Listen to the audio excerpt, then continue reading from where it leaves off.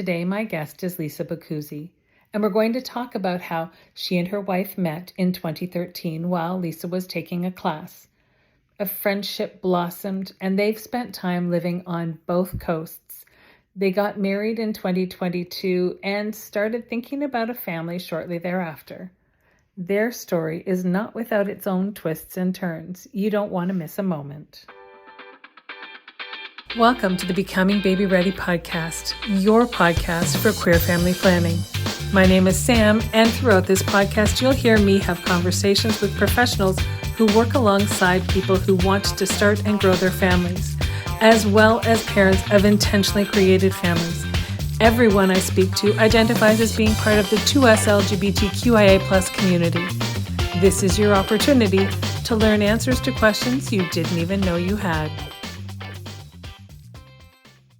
Welcome, everyone. I'm really excited. Today, I'm sitting chatting with Lisa Boccuzzi, and you are here from, I think, the eastern seaboard of the U.S. Is that right? That's right, from New York City. Excellent. Please tell everyone who you are and about the members of your family. Okay, perfect. So I am Lisa. I'm a resident of New York City. My wife and I live here with our daughter, who is 2 years old.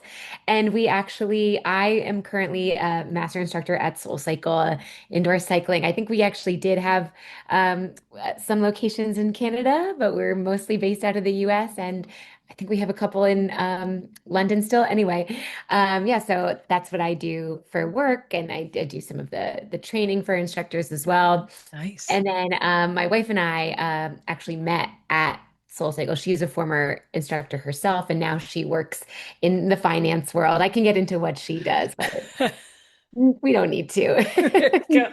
Finance. Oh, right? Most of us start yawning just because we don't get it. Yeah. That's why people Yeah. like I her mean, that's the exist. thing.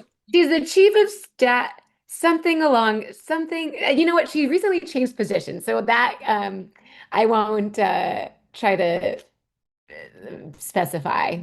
Fair, fair. But I mean, I'm grateful that people like her work in the world that she does because I don't get it. So if Oh, somebody yeah. does, then she can explain it or at least do what we need them to do, right? Absolutely. Yeah. No. And she really enjoys what she does. So that's always good. Excellent. And so you met at Soul Cycle? Yes, that's right. Excellent. And Yeah. just riding bikes together and hit it off, or? Kind of.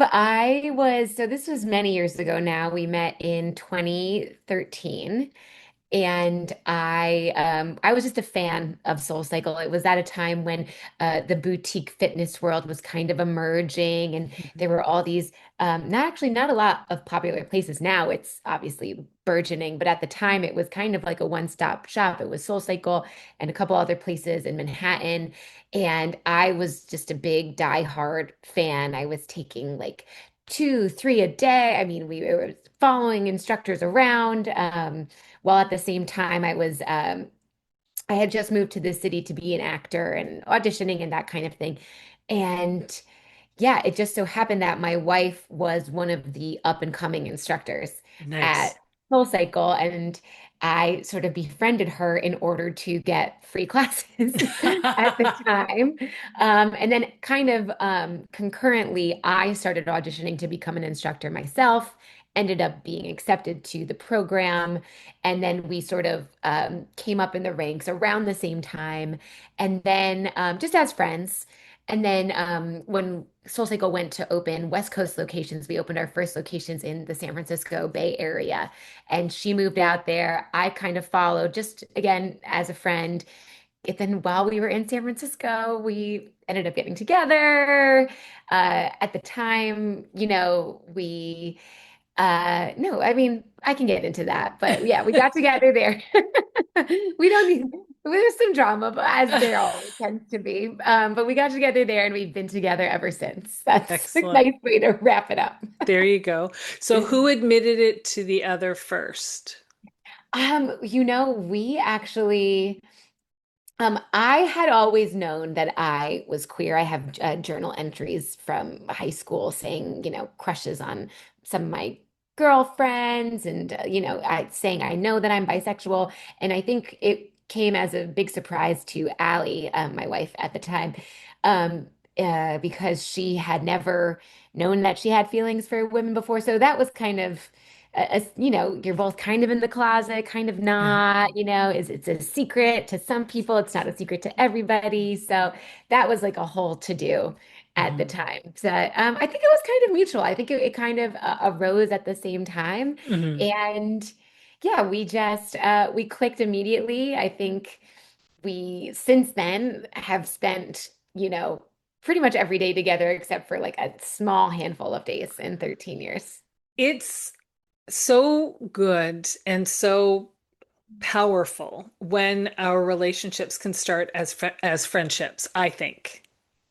Agreed. Yeah, Yeah. totally. It's really just and it's something that I think queer people can tap into in a way that I mean maybe that's not fair to say, but for me I've just felt that being a woman with another woman, it's just like the level of connection is just it's different and it's very deep.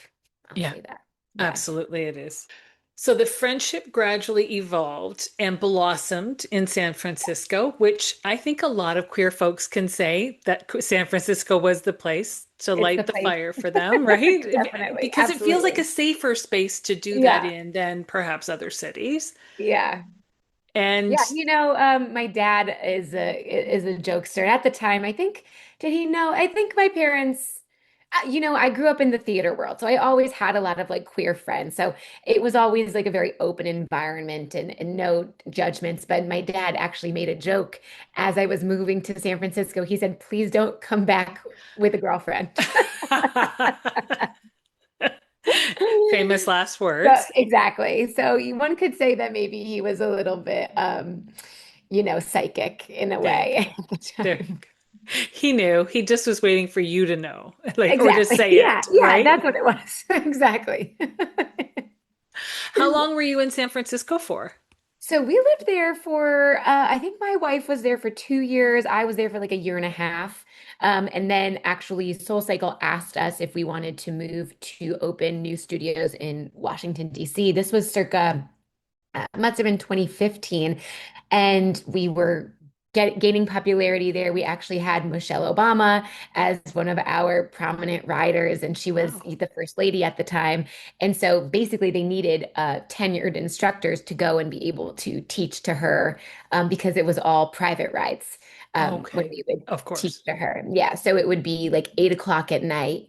And they would say, okay, she's coming in, and she would bring her crew, who was always just like lovely, and then any of our staff members could ride as well. So it's such a funny thing to be 8:30 on a Wednesday, and you have Michelle Obama sitting 2 rows in front of you, and obviously I'm teaching the class, you're playing it cool, but it was just like it was always so fun to be able to do that That with is, her. wow. I mean, hey, listen, if you have to go to work on a Wednesday night, why not do it with the coolest woman that's ever been in politics, right? Oh yeah. And my claim to fame is that one time she came up to me after class. She said, because our rooms have 60 bikes, our studios. And when it was her, because it was a private ride, maybe sometimes there would be as few as 5 people, depending on time of day. Um, she came up to me and she said, Lisa, you really make it feel like a full room when you teach. So I, Wow. I carry that Yeah. here to this day. If I ever have a class that's, not as full, I say, well, Michelle Obama told me that I can make it feel like a full room. So that's all the support I need. 100%. Good for you. I mean, that takes, as someone who's been an educator for adults, and I think adults are harder, quite frankly, as Mhm. I've never taught children other than my own two children or that I was parenting when they were really little. But it's harder to teach to adults. And so when somebody tells you that you can make a room feel full, Mhm. that's actually a really powerful compliment when you're instructing. So I think that's pretty cool. You wear Oh that yeah. badge No, for I do. sure. I do. It was a great time. So we were in DC, my wife and I, for about a year opening up. I think we opened 3 or 4 new studios in that time frame, which was a It's a lot. And lot. then ended up moving again to Boston to open new studios there. And I had lived in Boston for college. I went to BC and Boston College. And I just knew that was like a wonderful place and I had friends there still. So when they were opening new studios there and the opportunity came up, we said, let's just go there. And that ended up being really fortuitous because that's where we ended up meeting our donor for our baby. This was again, 10 years ago at the time, but it's just like, oh, Yeah. if this hadn't happened and that hadn't happened and this hadn't happened, then our daughter wouldn't be here, so it's Right. kind of crazy to think about it like That that. is wild. Yeah. So you were in San Francisco for a couple of years-ish. How long were Yeah. you in DC? Just a year. And then Okay. we It, went to open new studios. Yeah. okay. And when did you find your way to back to New York? And when in all of this did the two of you get married? Because you call her your Yeah. wife, so I'm Oh, assuming there was a yeah. wedding in there somewhere. Yeah. Oh, there certainly was. We were in Boston for 2.5 years, but Allie's from Long Island and I'm from Connecticut. So the tri-state area was always in the back of our head, getting back to be closer to our families. Sure. So we moved back around 2018 to the city, got engaged during like quarantine in 2020. Oh, Yeah. Oh, yeah. And then had our wedding 2 years later in the summer of 2022. okay.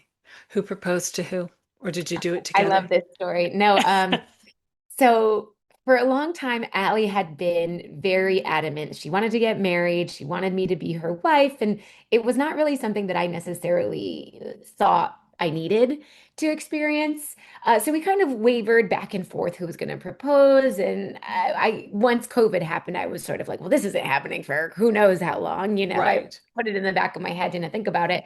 And then July 2020, we had been living out with her family on Long Island and we went to the beach and all of a sudden she's acting kind of funny. She pulls out a ring and to this day she's always like, you said no, right? And I said, I think I said no as if like no, Yeah. like I can't not believe this is oh happening. yeah. Yeah. So that happened, and then I actually, which is one of my favorite things. I think every couple who gets engaged to do it. I did a proposal back Nice. to her about a month later after I got the ring, and it was still a surprise. It's like, of course you know it's coming, but you don't know when it's coming, and it was so fun to plan. Yeah. Um, so that was just like a Oh, lovely time. that's amazing. Oh, I love that. I do. Yeah. I love that. Okay. So you've lived around the country, you've spent some time in quarantine, and you still are talking to each other, Correct. Yeah. right? Because quarantine made or broke some Oh, yes. couples, right? Yes. And then you decide somewhere in there, well, if we're going to be married, we might as well have a family. How did that conversation evolve? Yes. So Allie is actually one of five children, Okay. and her mom is one of seven children. Wow. Allie has 21 first cousins. Yes. Oh, Yes. So she's from a very big family. So she was always really keen on having our own family. And I'm from a smaller family. And again, seems to be the trend. I was like, I could have a kid or I couldn't. It's not something that I need, but I always liked kids. Although they did scare me, sure. the idea, especially when you're a queer couple and you know that you have to use fertility treatments in order to have the or go through adoption. You know what I mean? It's not as easy. Yep, So I absolutely. was just like, I don't know, but this was something that Allie knew like deep in her heart, 100% that she wanted to be a mom. And so I said, well, I love you and this is what we're doing. So Mhm. we sort of started to we always kind of started to discuss it and then we seriously just started to discuss it after we got married and what it would look like. And I think the first question that we wanted to answer was what kind of a donor are we going to use? Do we want to use an anonymous donor? Do we want to use somebody we know? What does that look like? How does that even work? Mhm. And it happened that I was joking with two of our best friends who are two gay men. And I actually remember exactly where I was. It was the day before our wedding, in the morning of our rehearsal dinner. We were by the pool. Allie was playing tennis like with her sisters, just having a day. And I was by the pool and I think jokingly said, if you ever want my eggs, let me know to my two guy friends. And one of them said, "Oh, it's funny that you should say that because like we actually might want to take you up on that." And Okay. I said back, I said, "You know what? We could do a trade. But I do not have the mental capacity at the day before my wedding to have this conversation." So I said, "Let's table this and let's come back to it at another time." Didn't really think of it. And then, a couple months later, Allie and I were seriously talking about it. And we said, we should talk to our two friends and see if this is actually something that they're interested in. So we started to have serious conversations and looked into like the legality of it. Like we went to a fertility clinic to get checked out to see, you know, if I am like if either of us are fertile, because if I'm giving them my eggs, like, do I have eggs? Like Right. you don't Sure. know. So that everything kind of checked out, and then they got back to us and they said, you know what, let's do this.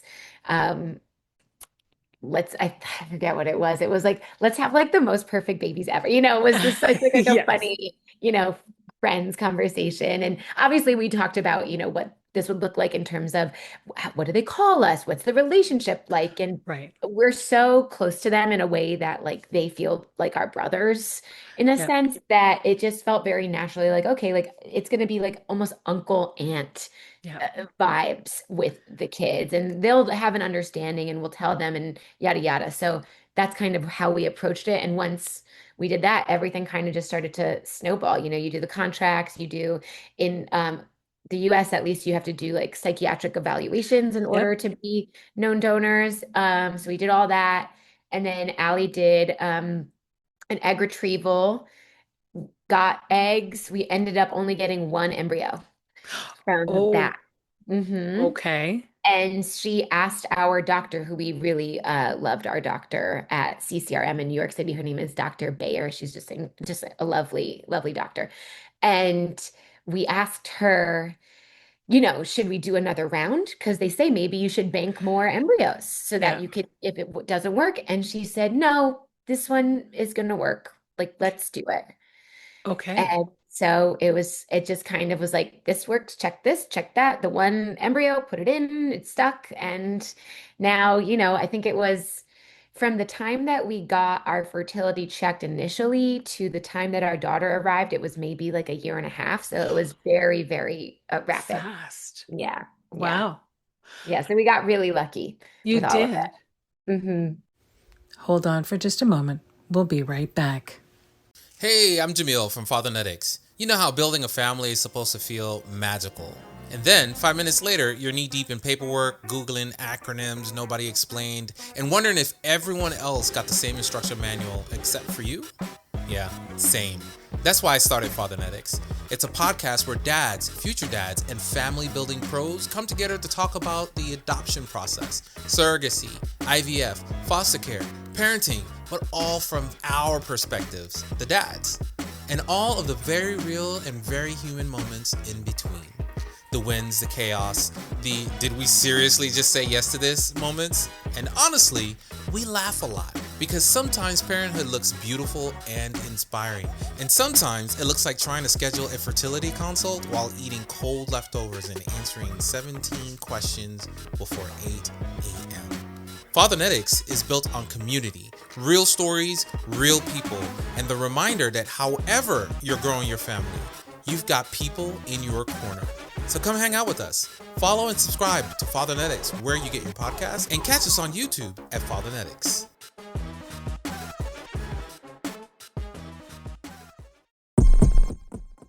Now, your conversation with them had started poolside about Yes. the idea of this being reciprocal between families. Yes. Um, is is the plan still, or was the plan for you also to do an egg retrieval and So I did. fertilize? Oh, you Yeah, so did. I did. Yes, I did already. I did an egg retrieval while Allie was pregnant. So I had Okay. already seen her go through it. I went through it. I actually had stronger reactions to it. Okay. kind of was like, oh, this is fine, not a big deal. I felt like I was very moody and very bloated and uncomfortable, and just it's just interesting that two women can have Very very different. different experiences, Yeah. So I did that. They got eggs, they got a good amount of embryos. And then, yeah, they actually just recently, their surrogate in April had their daughter. So, Oh, yeah. I love that. I Oh, know. wow. We were supposed to go up there to meet her in June with our daughter. But our daughter ended up getting sick, and that's the summer. So we're gonna go see them in the fall. But we talk to them, we FaceTime, and it's just, Oh, yeah, I it's love just like a that. crazy thing. Hmm. That's wild. Yeah. That's wild. So, I mean, theoretically, there are embryos on ice somewhere that if you and Allie wanted to have another, would you be able to use one of those embryos? Yes, technically, we talked to them about that. It just lightheartedly because you don't know. Also, at the time they didn't have their baby yet, so you're like, how many embryos is it going Is to it going take to in order take? to have?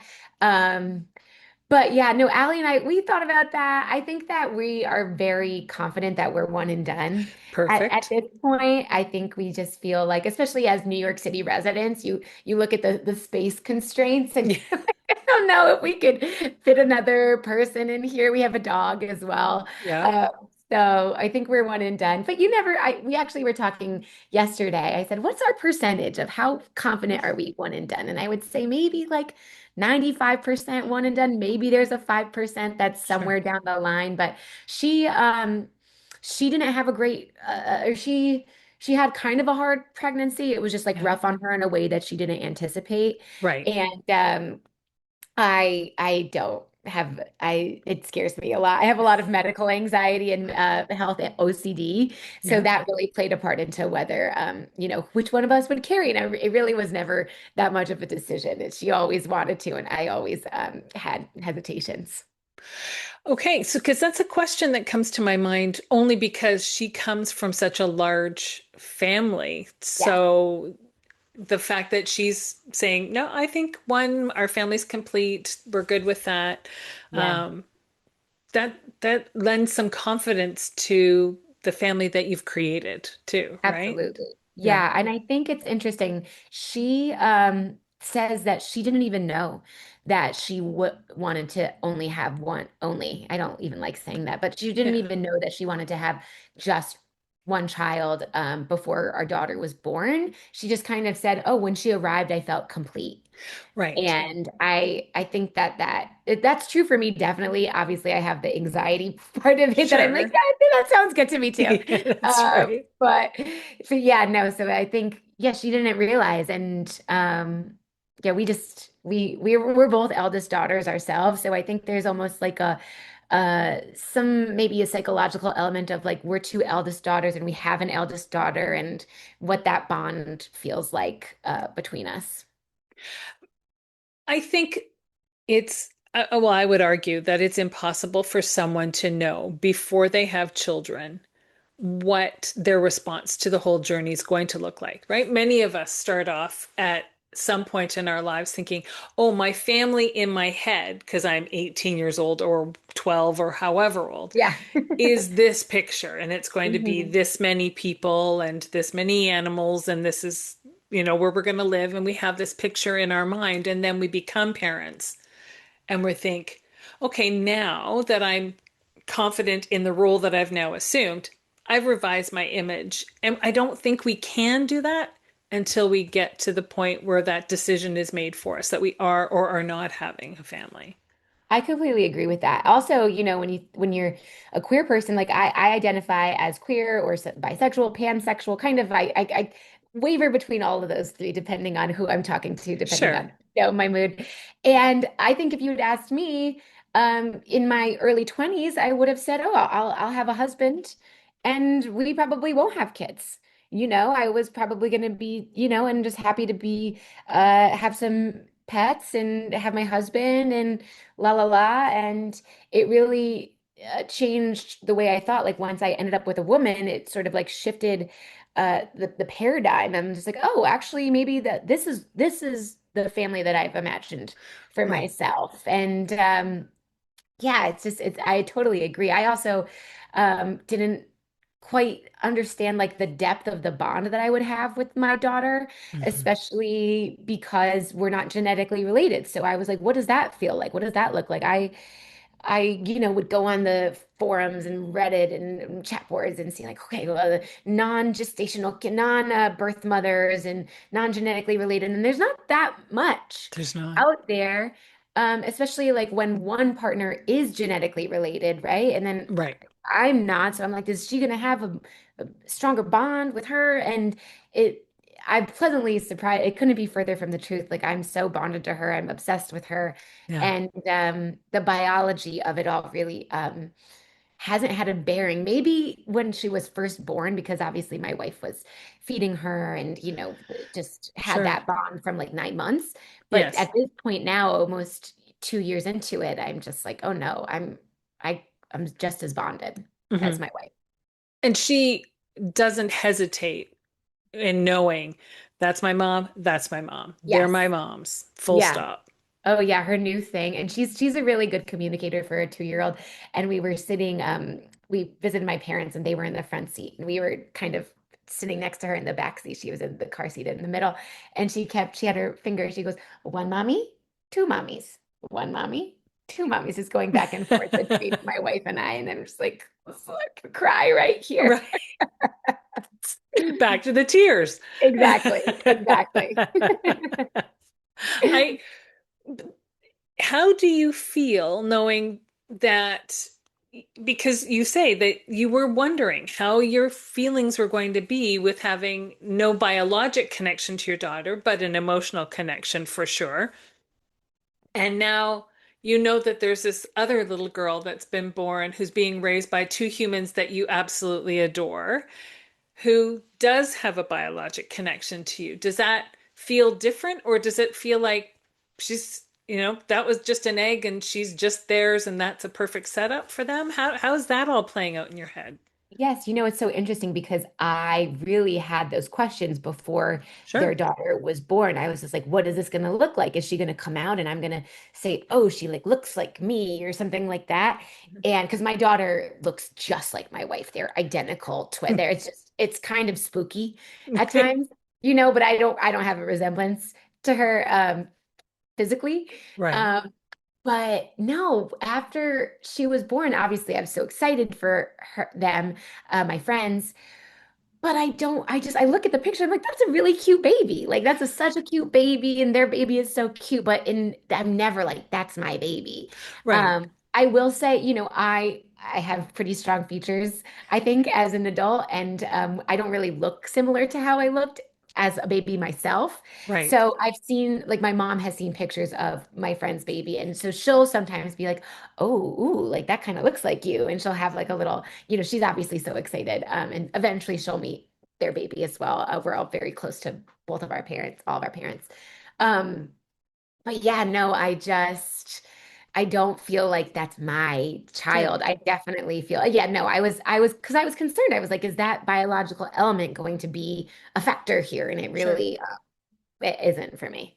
And that's a piece, though, that every parent wonders about, and yours is a unique set of circumstances in that you do have a child that you're not biologically connected to, but there is Yes, a child out there who you are. yes, And so, I mean, it stands to reason that you would wonder how you would respond to that, good, bad, or otherwise. It's just totally. when it's unknown, right? Totally. Yeah. And I think that the relationships that we're going to have with our, respective genetic children, either my friend who's our donor or me who's their donor, I think that in like an aunt uncle capacity just feels right. Like I have very close relationships to my aunts and uncles, and so does Allie, and we have close relationships to our other nieces and nephews. So Yeah. I think that's just like such a wonderful thing. And I wasn't planning on using the eggs, so There you go. I'm kind of like happy to have somebody use them. There you go. There you go. And now I think just yesterday on TikTok, you and your wife were posting about the donor conversation Yeah. and how you do refer to the donor as Uncle Donor. Yes. And I mean, that's super appropriate as a child at this age. Will there be a time when you disclose on either side, on their side with their daughter or with you and Allie for your daughter, how the dynamics of all of that play out? Oh, absolutely. Yes. Yeah. Well, we call him Uncle, not Uncle, like Uncle John, Yeah, yeah, but I think that, yeah, we'll kind of have it be something that she always knows, right. and then as she wants to know like specifics of like, wait, there's what's an egg retrieval, what's a this, what's a that, Sure. she's quite advanced. So I'm Yeah. kind of like this conversation could happen in the next couple years, and I wouldn't put that past her. But yeah, no, I want it to be something that she's never like hearing from one of my her cousins of like, Sure. you were made in a uh dish, Yeah. whatever it is. You were in the freezer. Like, I don't want Yeah. somebody else to tell her that. Like, I want Mhm. her to be like, yeah, I know. So, yes, we're definitely just going to kind of have it be something that she's aware. We actually have some great books.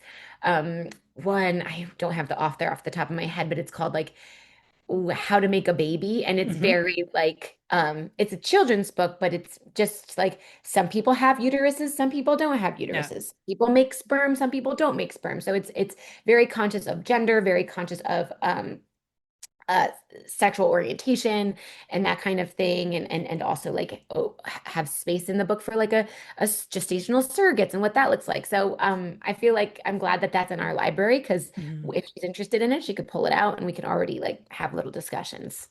Yeah. My donor story is another good one that's out there. Sharon Leah, I want to say is the author's name, and it's similar. Oh, good. I think from an architect, I think perspective, if I'm remembering correctly, where we wanted to, like an architect, we want to build a baby, we need these pieces to make that happen, so this is how we did it, kind of I thing. love that. Very technical, and that one, there's they've done Sharon's done a bunch of different books, so it could be a two dad family, a two mom Oh, nice. family, it could be a single parent by choice, all kinds of things. So I it's love kind that. of a neat, but for that age, books seem to be the easiest way to kind of convey a message to them and help them learn. But you're right, you don't, I mean, let's be 100% honest. Our children in the queer community are going to know that there is more to their conception from a very young age, because as soon as somebody says, well, you need a mommy and a daddy to make a baby, then they're like, but I'm missing one of those. So, and I'm here. So clearly that's not the case. They're going to start asking questions, right? Yes, we actually already have been sort of one of the things we've had her say, our daughter, she'll say, we say, do you have a daddy? And she says no. And we say, how many mommies do you have? And she says two. So just the idea of if ever like a little kid comes up and she's like, where's your dad? She's like, no dad, I have two moms, and Yeah, obviously she'll understand like later, like the donor of it all and the sure. biology of it all. But I think that that's something that she's not ever like, where is my dad to us? Yeah, yeah.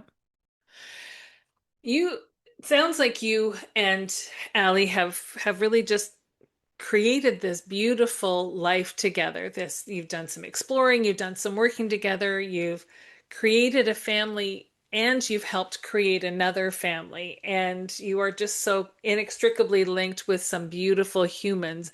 And it just feels like you radiate this power and positivity, and truthfully your social media certainly does that too, and so I will put in the show notes how people can find you Oh, for thank you sure. so much. Thank you. What message would you share with people who are just in the process of thinking about, because I mean, one of the gifts that comes out of being in a same-sex relationship, especially one with people who both have a uterus, is that if the idea of giving birth is something that doesn't appeal to you, and I have met countless numbers of people with a uterus who say to me, I I was terrified of the idea of giving birth. I didn't ever have a desire to carry, but I wanted to be a parent someday. I just didn't think that that was possible until I acknowledged my queerness and then found somebody who did want to carry. So here we are, kind of thing, Yep. right? What what what kind of a message would you share to people about the journey, about how you kind of make things happen for yourself? I think it's interesting because I personally am a really anxiety prone person. So I had so many doubts and hesitations. And for me, it was really just having a partner who was so sure and who I know I didn't have any doubts about her. Right. So once that piece of the puzzle sort of fell into place, that is kind of the catalyst that made me say, okay, maybe this is something that um, that will fulfill me in a way that I wasn't anticipating. Right. But that's unique for for so many people. Like some people have that assurance, like with themselves, so they don't need a partner to tell them that, and they can kind of do it all on their own as well. So I think it's just having either yourself or somebody who just really has like a confidence and has an ability to sort of like think about like what does this mean on like a broader scale of like have bringing another human into the world, because that's really what it is. It's like, Sure. yes, like this is an experience of being a parent, but like the overarching thing is like we're all just bringing more people into the world, or just like caring for people with adoption or anything like that. So yeah, I don't know. For me, I just really didn't know how I was going to feel about being a parent, and it's been just the greatest gift. And if I was watching this, me personally was watching me say this, you know, 15 years ago, I would say, well, I don't believe that. She always knew that she Right. always wanted a baby, and she probably looked at babies and always wanted to hold a baby. And I'm just like, no, I genuinely had no idea. So it's one of those things that it's just like you have to like really deep, deep, deep kind Yeah. of skin your heart and know like, okay, like this is what it's about. This is like Mhm. kind of what it's all about in this way. And yeah, no, maybe that was just like a roundabout way to say that like I really enjoy being a parent in a way that I could have never, ever, ever, ever imagined. Yeah. And and I think it's hard when when you're a queer person, you have to go through these leaps and bounds in Yeah. order to tap into that. It's so easy to sort of like turn around and say, oh, never mind, like this is extra scary. And obviously, like they thought there's a finance of it all. There's so many other pieces of the Sure. puzzle. Um, but it is just something that like I know uh, I'll never regret Yeah. doing, if that makes sense. Yeah. Oh, it absolutely does. I think that's a beautiful segue because before I let you go, I'm going to ask you to answer one small question for me. And that is, what is your very favorite part of parenting your daughter? Oh, my favorite part is being able to kind of tap into my child self Mm, and to embody that in a way that I haven't really, visited her mhm.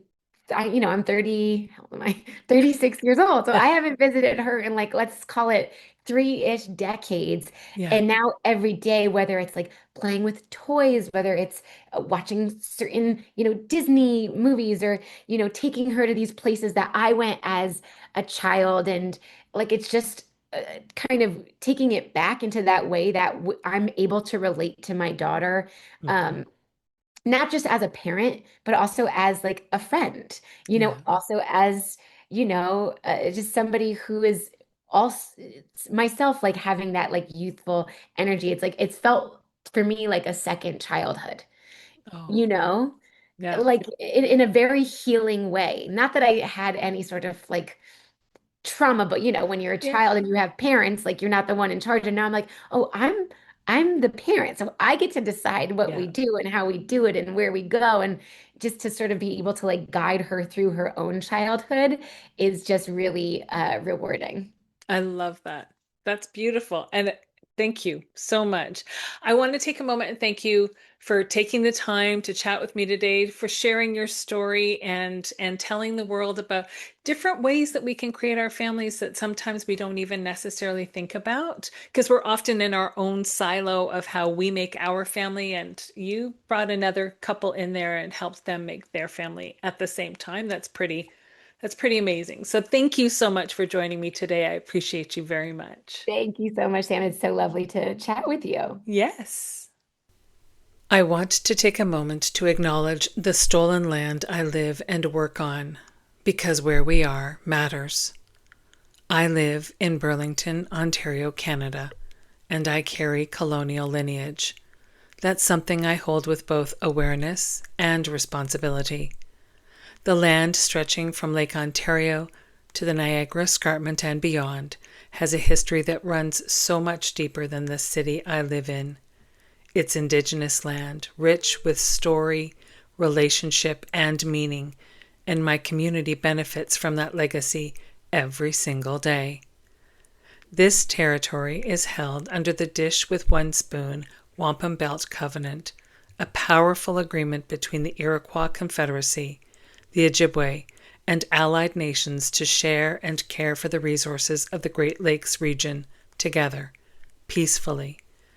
I also want to specifically recognize that I'm on the treaty lands and territory of the Mississaugas of the Credit. As a queer person, I find myself coming back to the land as a teacher, and one of the most profound things it teaches us is fluidity. The gender binary and heteropatriarchy didn't emerge from this land. They were brought here by colonizers, the same people who tore Indigenous children from their families, their homes, and everything they knew. Those children were then sorted into one of only two rigidly prescribed categories and forced to perform a version of gender that was never theirs to begin with. That violence was deliberate, and its echoes are still very much with us. But the land has never operated in binaries. It is diverse, layered, beautifully complex, and sometimes wonderfully unpredictable. It holds all of us, every path, every identity, every way of moving through the world. Every organism, every spirit has a purpose. That's something I try to carry with me as I move through my own life and growth. Thank you for joining me today on the Becoming Baby Ready podcast. If you have a story that you'd like to share, or you know someone who might, if you're a professional who works in the capacity of helping people start and grow their families, and you identify as being a part of the 2S LGBTQIA plus community yourself, then please don't hesitate to reach out. We always have room for more stories to share, and there's always more learning to do.